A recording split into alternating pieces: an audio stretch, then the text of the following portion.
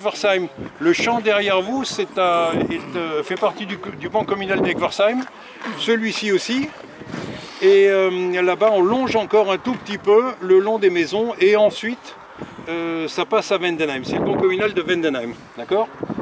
Donc le GCO devrait passer, enfin s'il se faisait, on espère qu'il ne se fera pas, passerait donc entre à peu près 20 mètres sur votre gauche et sur ma droite et le château d'eau. D'accord? Alors les piquets matérialisent des endroits particuliers de l'emprise. Ce n'est pas forcément à cet endroit-là qu'il va passer.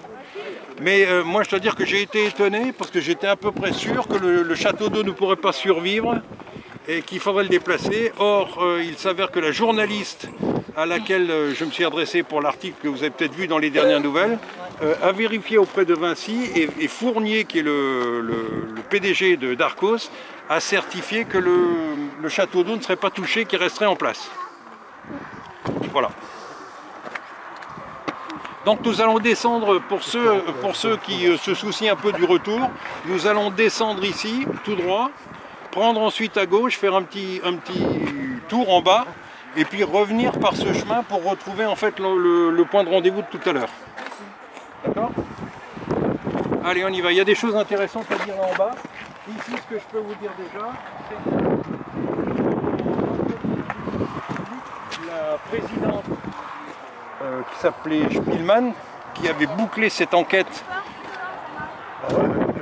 la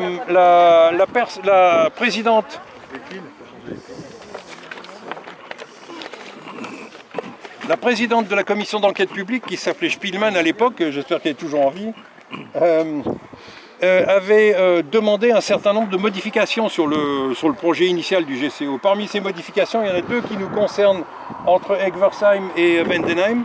C'est qu'elle a demandé à ce que le revêtement utilisé sur le GCO soit le plus silencieux connu au moment de l'enquête publique, donc en 2008.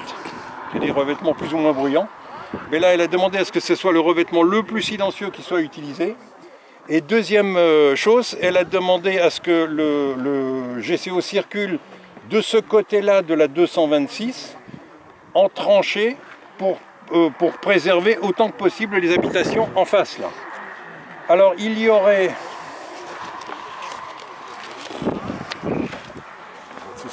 Pas facile. Il y aurait, sur cette première partie, il y aurait une tranchée semi-couverte de 160 mètres. Ensuite, une tranchée couverte de 300 mètres. Et ensuite, une tranchée semi-couverte de 200 mètres.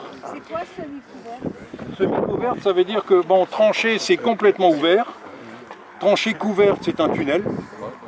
Et tranchée semi-couverte, c'est probablement avec des rabats pour que le bruit ne soit pas aussi prolifique autour. C'est jusqu'au canal, ça? Non. Non? Enfin, pas tout à fait. 160 mètres de tranchée semi-couverte, 300 mètres de tranchée couverte, oui, 300 mètres de tranchée couverte et 200 mètres de tranchée semi-couverte.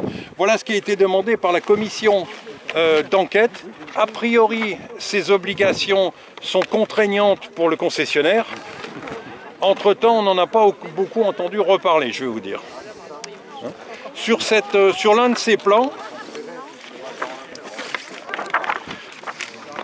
sur ce plan, effectivement, à la hauteur de Vendenheim, figure une mention tranchée couverte. Mais c'est un ancien plan. Ça ne veut pas dire que ça ne va pas se faire, mais c'est un ancien plan. D'accord? Allez, on avance encore un peu, j'ai d'autres choses à vous dire un peu plus bas. Mais c'est une obligation pour eux. A priori, c'est une obligation.